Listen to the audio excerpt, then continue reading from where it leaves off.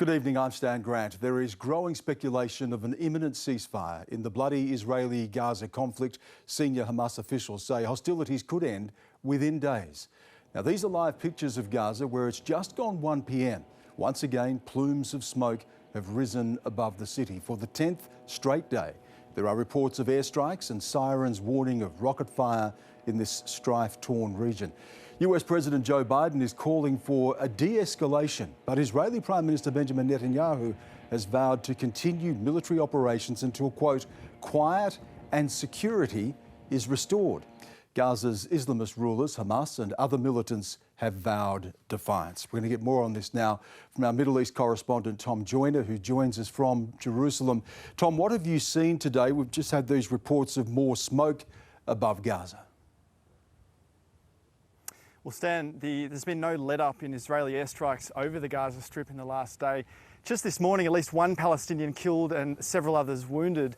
The Israeli military says it's targeted and struck a number of homes belonging to Hamas commanders, as well as other military infrastructure in Gaza. Now, elsewhere in the Strip, the humanitarian situation there is quickly deteriorating, and as it has been over the last few days. There's just so much damage to public infrastructure and to buildings. We're talking schools, hospitals, clinics, even the electricity supply, which was already inadequate before this latest round of fighting began, is even worse now, providing only a few hours of power to families in Gaza each day. On top of that, medical supplies dwindling, tap water undrinkable. It's really a grave situation. Now, on the other side of the border in Israel, those rockets fired from Gaza have also continued. Yesterday, one of them striking a residential area in the border city of Sderot, injuring one man, and this morning striking a vehicle on the Israeli side of the border. No one was critically injured, although one Israeli soldier did sustain injuries due to shrapnel from that blast. That brings us today, from what we understand, a death toll in the Gaza Strip of 230 Palestinians, according to local health authorities. On the Israeli side, 12 Israelis dead. Tom, there have been suggestions already from the Palestinian side that a ceasefire may be imminent. There's pressure coming from the United States. What's the state of play with that right now? Well, Stan, when we talk about a ceasefire between Hamas and Israel, we're really talking about two competing narratives here. On the one hand, you have the constant stream of rumours of unattributed sources, of anonymous officials speaking on background in media reports and on social media, always seeming to point to an end to the hostilities just over the horizon. On the other hand, you have the official narrative. In Israel's case, that's a consistent refusal to back down on military operations over the Gaza Strip in the last 11 days. Now, the US President Joe Biden has spoken yesterday to Israel's Prime Minister Benjamin Netanyahu. That's their fourth phone call in just a week. Now, Mr. Biden told Mr. Netanyahu that he expected a significant de-escalation today in the hostilities moving towards a ceasefire. However, Mr. Netanyahu responded soon after by saying that he intended to press on with Israeli operations until their aims were met.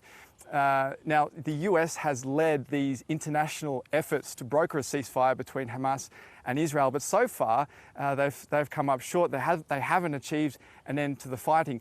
The reality is it's really hard to know what those backroom talks, what those behind-the-scenes discussions look or sound like. But it is clear that we're going to need a clearer signal from the Israelis that they're willing to stand back from these hostilities before we see a ceasefire eventuate. We'll be getting comment in just a moment on that from Jerusalem. Tom, thank you for that. Tom joining us live there from Jerusalem. Well, coming up, we're going to talk to former US Ambassador to Israel, Martin Indyk, and we're live to both sides of this bitter conflict in Jerusalem and the occupied territories. We'll also talk to an Australian doctor on the front line of this humanitarian crisis. First, though, let's take a look at how this endless cycle of violence has unfolded.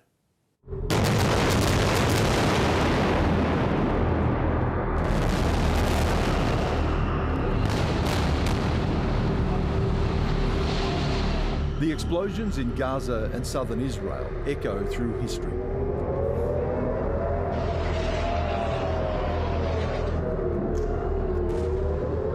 Israeli and Palestinians divided in a land violently contested.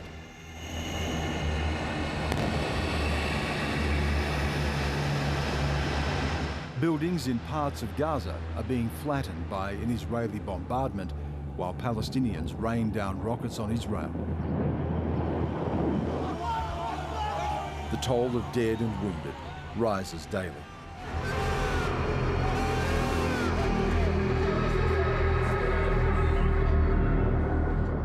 To understand what is happening now, you must go back to 1948, when the State of Israel was founded. After the Nazi genocide of the Second World War, persecuted Jews travelled from around the world to Israel, looking for a new home. The resolution of the DUC Committee for Palestine was adopted by 33 votes, 13 against. Arab states refused to recognise the new Jewish homeland, tipping the region into generations of conflict. After war in 1948 and again in 1967, Israel increased its territory.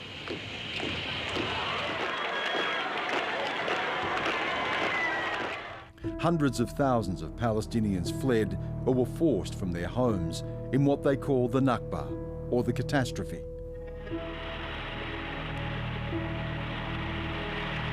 In defiance of United Nations Security Council resolutions, Israel built settlements for its people in the newly acquired, occupied territories. Thousands of Palestinians took to the streets in the first uprising, or Intifada, in 1987. We are protesting and demonstrating against harassment.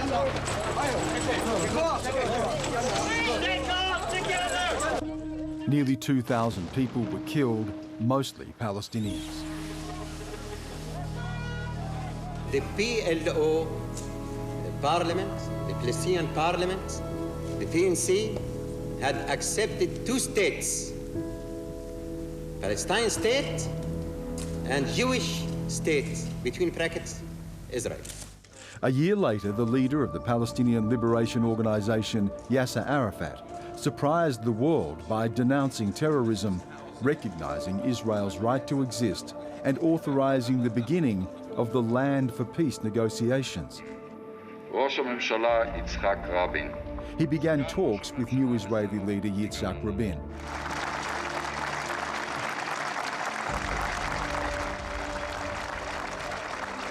Prime Minister Rabin, Chairman Arafat, Foreign Minister Peres, Mr. Abbas, welcome to this great occasion of history and hope. Secret negotiations in Oslo, Norway in 1993 resulted in the signing of the historic peace declaration.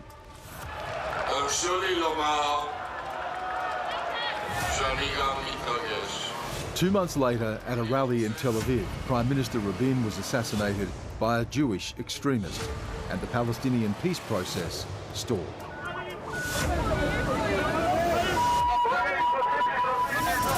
The Islamist group Hamas grew stronger in the void. Hamas launched a wave of suicide attacks against Israeli targets. We condemn it. We hold the Palestinian Authority responsible for giving it the green light. How is it going, Mr. President? In 2000, US President Bill Clinton tried to restart the peace process with an Israeli-Palestinian summit at Camp David. It quickly fell apart, failing to resolve issues of borders, who owns Jerusalem, and the rights of refugees. It sparked the second Intifada. The 5-year uprising was much more violent and deadly than the first, with more than 4,000 people killed. In 2005, Palestinian leader Mahmoud Abbas and Israeli Prime Minister Ariel Sharon announced a suspension of hostilities. We have agreed that today President Abbas will declare a full cessation of violence against Israelis anywhere. Israeli troops withdrew from the Gaza Strip after 40 years of occupation. But they still control the airspace, coastal waters, and key border crossings. After Hamas seized control of Gaza in 2007, Israel tightened its blockade. In 2008, heavy rocket fire from Hamas against Israeli targets prompted Israel to launch a 22-day onslaught against Gaza, leaving 1,400 Palestinians and 13 Israelis dead.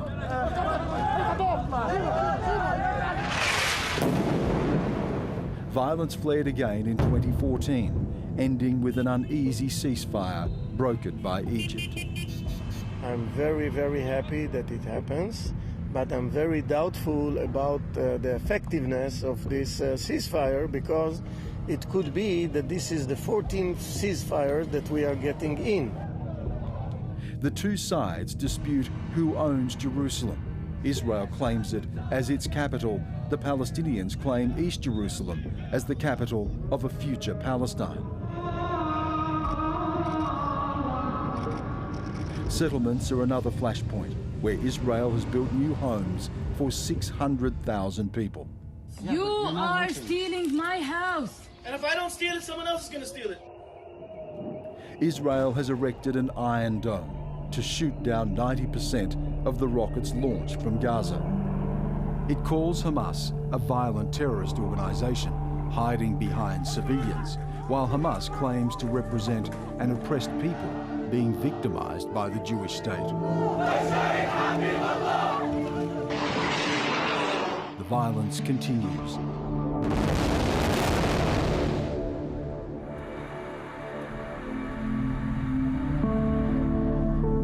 Six million people on both sides of the conflict caught in the crossfire.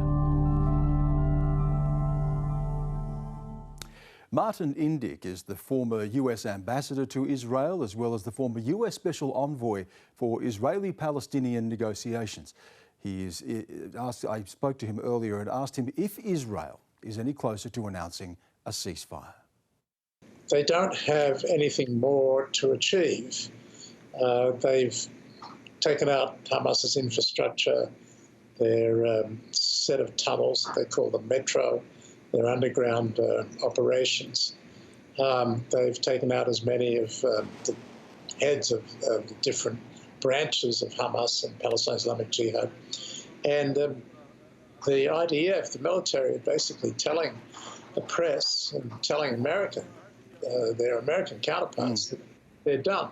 So it's not clear to me what Netanyahu could achieve by keeping it on in the face of President Biden's insistence that he wrap it up. There are questions, of course, here about the influence that the United States can bring to bear here. There was criticism of President Biden for quashing a UN Security Council statement calling for a ceasefire, that the US has not been able to bring a quicker end to this in the face of what we've seen as an enormous humanitarian cost.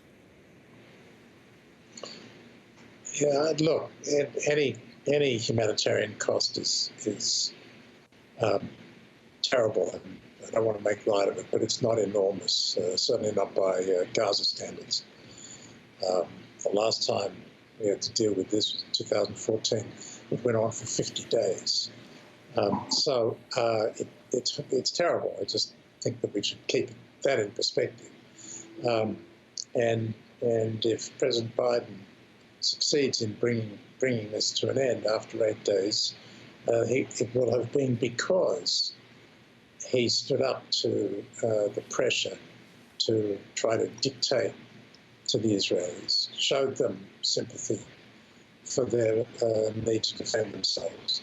In the meantime, and as you say, perspective here and history would tell us that there have been even greater impact on human life and damage in previous conflicts. But we're still talking about more than 200 Palestinians killed, 64 children, 38 women, more than 1,500 people wounded, tens of thousands of people who've been left homeless, thousands of rockets being rained down on Israel as well.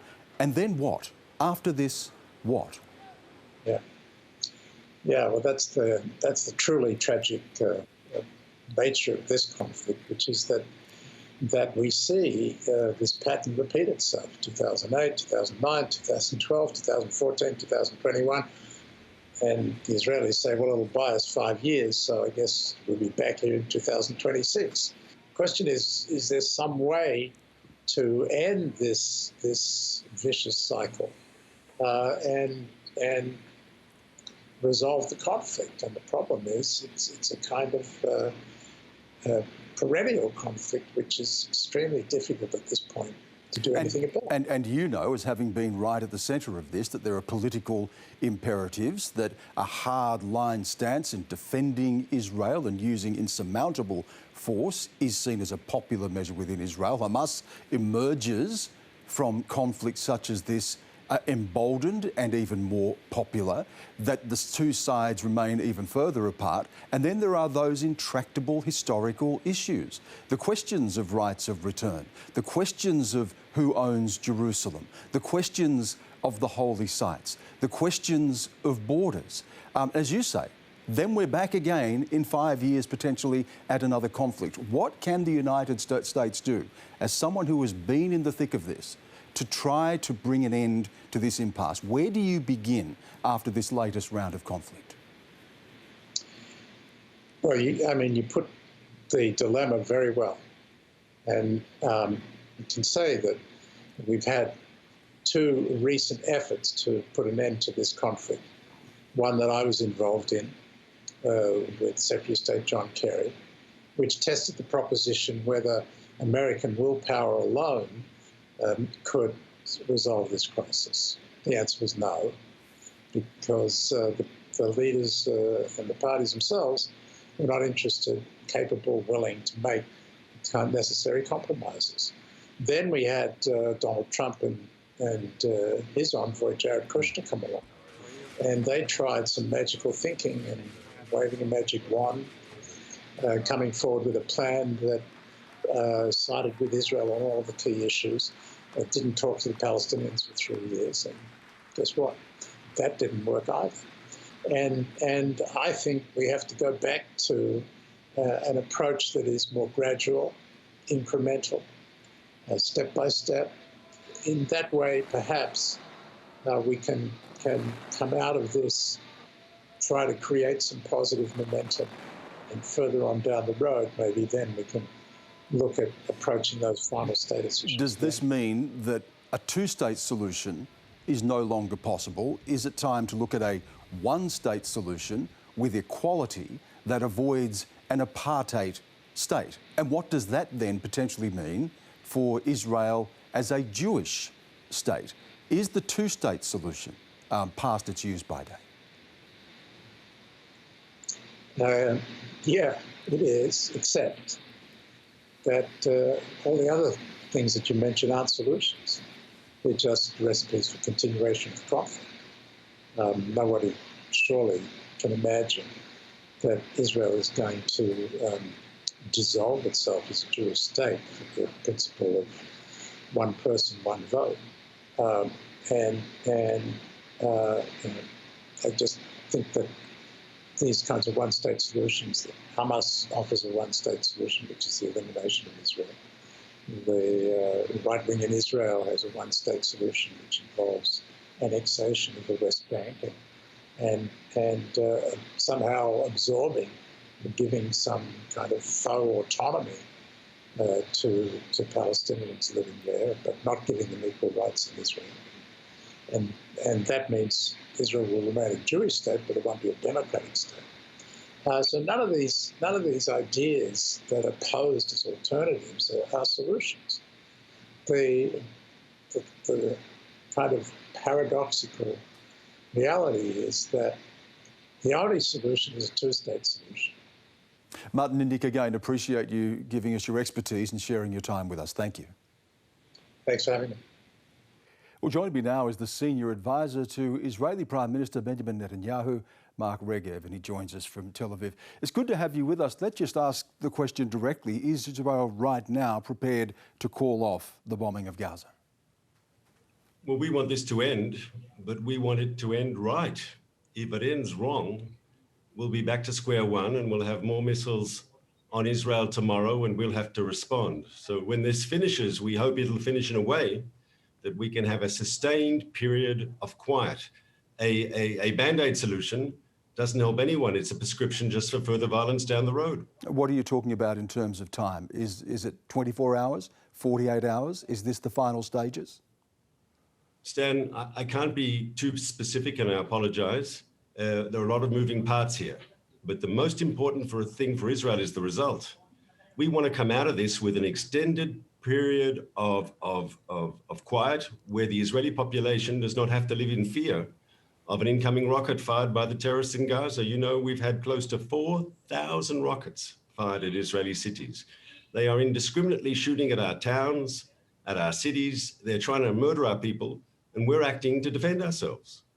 When you talk about quiet, and yes, rockets have been raining down on Israel, and yes, there have been casualties, but does quiet mean 200 plus Palestinian dead, women and children? Does quiet mean more than 50,000 people displaced? Does quiet mean thousands of people injured, the loss of infrastructure, the loss of livelihood? Is that what success looks like? No, success is achieving peace and quiet, returning calm, and allowing the Israeli people to not live in fear of an incoming rocket.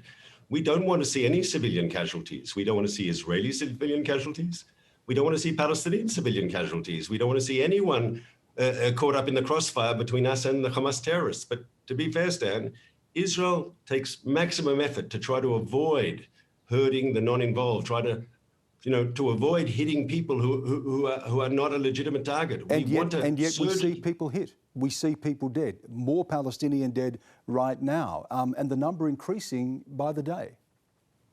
But I think one of the reasons for that, Stan, is the fact that Hamas deliberately embeds its military infrastructure, its terrorist machine inside Gaza's civilian population. This can't be denied. And just as they celebrate the deaths of Israeli civilians, it's almost as if they celebrate the death of Palestinians because that's good propaganda for them. I'll give you an example. We know for a fact that some 25% of the incoming rockets fired at Israel fall short and land and explode in Gaza. They're killing their own people. They don't care. You have seen this situation time and time again. Since 2007, when Hamas comes to power in Gaza, there have been multiple conflicts. There have been thousands of people who have died as a result and been injured as a result of these conflicts. Hamas is still there. So it's not about the removal of Hamas. We see these conflicts returning. We don't see any movement when it comes to any final solution. So what emerges after this? So obviously we want peace. We want peace with all our neighbors, the Palestinians included. We've had over the last year, we had actually a few breakthroughs in the peace process, with Israel forging new peace treaties with 4 Arab countries, the Emirates, Bahrain, Morocco, and Sudan. So there was some positive movement. The Palestinian track has been stuck, and one of the reasons it's been stuck is because Hamas, as you know, as you reported earlier, Hamas has always been opposed to peace and reconciliation. They say so openly. They say Israel has no right to exist, not in any borders. They say every Israeli civilian, man, woman, and child is a legitimate target for their terror. They say any Arab or Palestinian leader who makes peace with Israel is a traitor and should be killed. So we're talking about a group that is the enemy of everyone who wants to see peace and reconciliation here in the Middle East. You would have just heard from Martin Indyk, someone you know well, the former American ambassador to Israel, essentially saying, we will be back here again in a matter of years, and also saying that the two-state solution looks like a forlorn hope, even if it remains still the only hope. Let me put that question to you. What does a settlement look like? Is a two-state solution still a potential and viable option? If not, what is an alternative? Well, first of all, I want to say how we get out of this. Obviously, as long as Hamas is in power in Gaza, it's very difficult to talk about peace because Hamas, its whole essence is against peace and reconciliation. And as I said before, they proclaim that openly. So maybe the best we can get in the short term is some sort of peace and quiet based on Israeli deterrence. And that's why it's very important we come out of this current crisis, that Hamas is weakened, its military machine dismantled, and it's discredited amongst its own people. Because if we can show that the path of radicalism, the path of Palestinian extremism that Hamas represents, if that is soundly defeated, surely that can give more space for Palestinian moderates. And there's the answer to your second part of your question. We want to engage with Palestinian moderates. We want to find common ground. We want to find a deal. Mark Regev, again, appreciate you giving us your time. Thank you. Thanks for having me, Stan. Well, Natalie Thurtle is an Australian doctor working on the front line of this conflict with Médecins Sans Frontières, and she joins me now from the Gaza border. It's good to have you with us. You've been watching this unfold and having to treat people on a daily basis. What does it look like up close? So obviously, as you've already alluded to, there's quite a heavy civilian casualty burden, including 30% of those being killed and injured are children. And so the Ministry of Health is seeing that in their major trauma hospital in Shifa. And we are now also seeing that in our service being provided in the north in Al Auda and in our clinics, which we've just managed to reopen today. So, look, it's difficult to reflect on the burden of this escalation as quantitative. I think I don't want to just focus on the numbers as was being discussed in the segment previously. I think that there's a huge impact on people's lives in terms of long-lasting injuries, and we see that from previous escalations in violence. But also on the infrastructure in Gaza, Gaza's already a place where the healthcare infrastructure is very fragile, where people are living in very low socioeconomic conditions, with 50% of people unemployed and below the poverty line. So you've got already a region that is completely on its knees as a result of the blockade and the occupation. And these kind of escalations just further deeply damage the population, their access to healthcare, their access to education, their access to life. And so it's not, from my perspective, it's not appropriate just to focus on what I think is already an enormous loss of civilian life and enormous injury burden coming out of this escalation in conflict. What is it like, Natalie, to try to work in circumstances like that as well, for someone like yourself, and the resources that you need to be able to treat the numbers of people you're having to deal with? So it's extraordinarily difficult for our staff on the ground. We've got over 200 staff in Gaza who are subject to the same conditions as the population. So they are being bombed nightly, having no sleep, losing their homes, losing family members. As you may be aware, our clinic was damaged by a bombing last weekend, and we've had to spend time in deeply insecure conditions doing a structural integrity assessment to see whether we can even open our service. We've managed finally to open it today.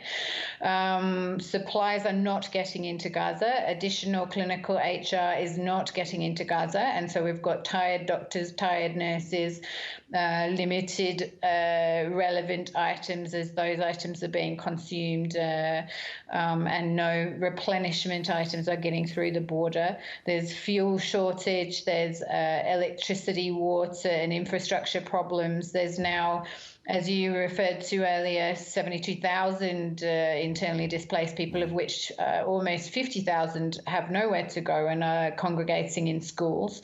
So we have this situation where we were at the end of the second wave of COVID, but still seeing sort of 300 cases a day.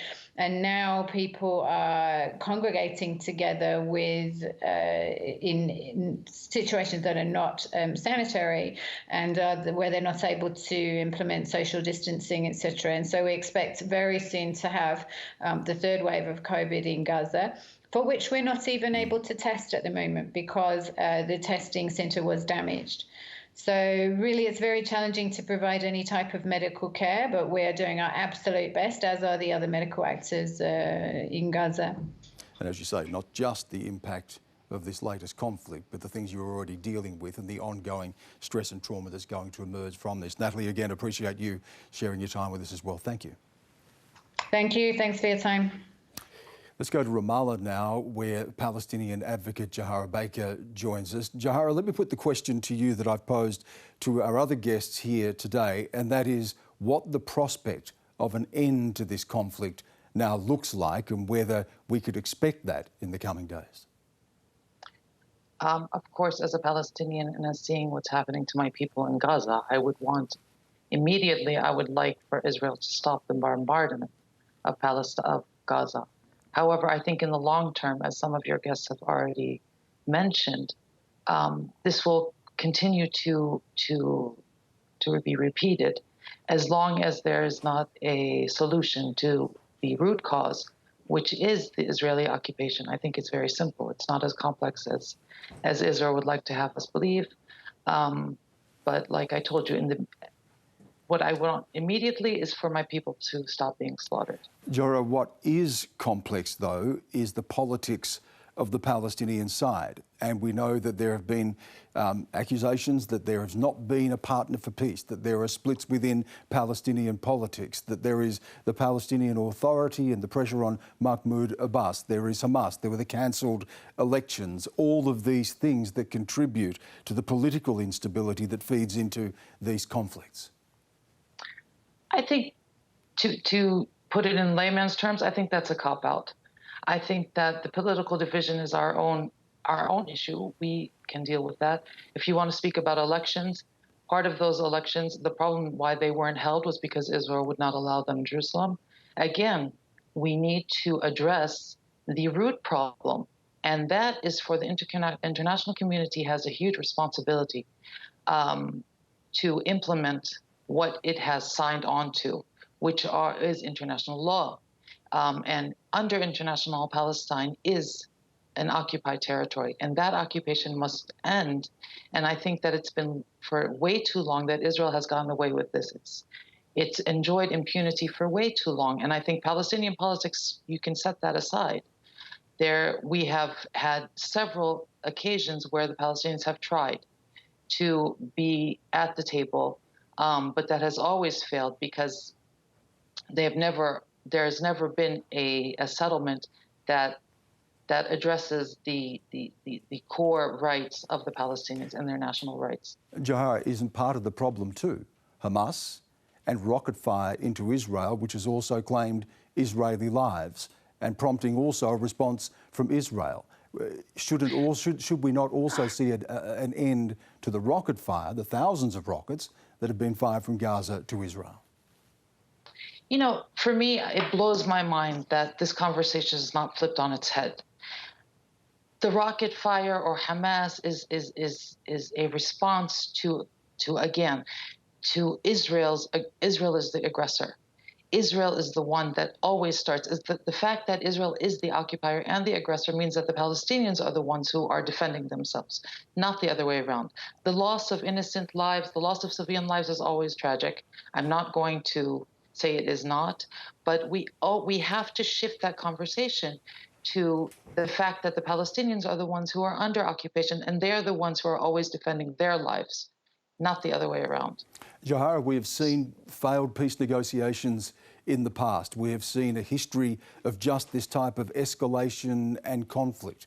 We talk about a two-state solution, and we see once again, time and again, that any move toward any viable two-state solution founders on those fundamental questions that we've listed throughout the program, those questions of history and borders and rights of return and who owns Jerusalem and all of those questions. Going forward, if you are looking for a final settlement here, is the two-state solution still viable? Who brokers such a negotiation? Do you have faith in President Joe Biden now to broker such a negotiation? And how do you begin to have those conversations with Israel, particularly after this latest round of conflict? Right now, the two-state solution is not viable whatsoever. And I think the best answer to a question like that would be to refer back to international law. If there's going to be any credence to international law and resolutions, we need to use that as our reference.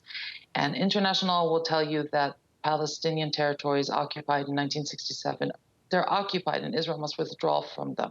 There's also the issue of Palestinian refugees. This conflict has been going on for 73 years. It didn't happen last week. It didn't happen when Israel was when they raided the Aqsa Mosque, when they tried to take people's homes from Sheikh Jarrah. This has been recurring, and it will continue to recur.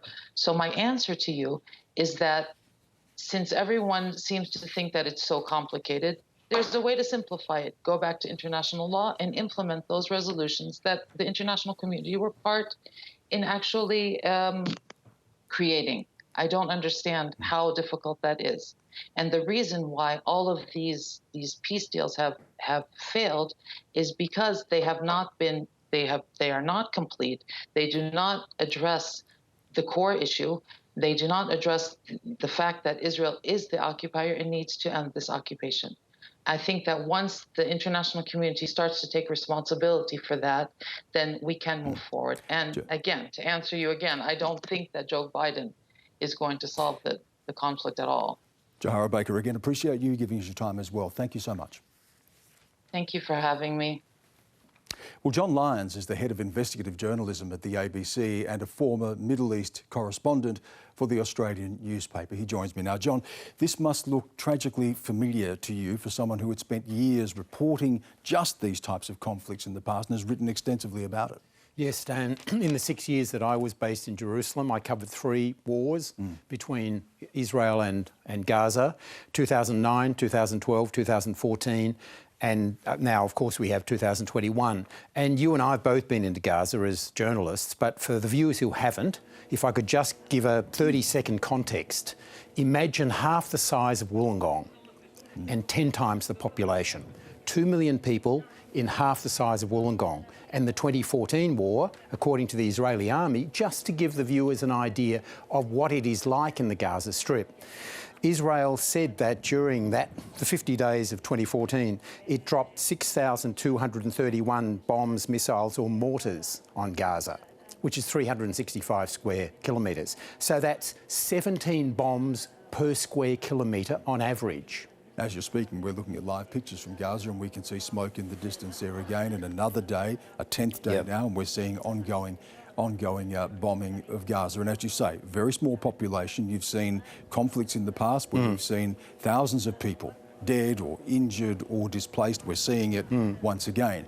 On the other side as well, I've reported the terrorist attacks, the bombings, the suicide bombings, the loss of life, and the thousands of rockets that we've also seen rain down from Hamas into Israel, which gives you an indication, doesn't it, John, of just how intractable this is. That's right. And in that same period, Hamas fired, there were 4,594 rockets fired into Israel from Gaza, into civilian populations, essentially.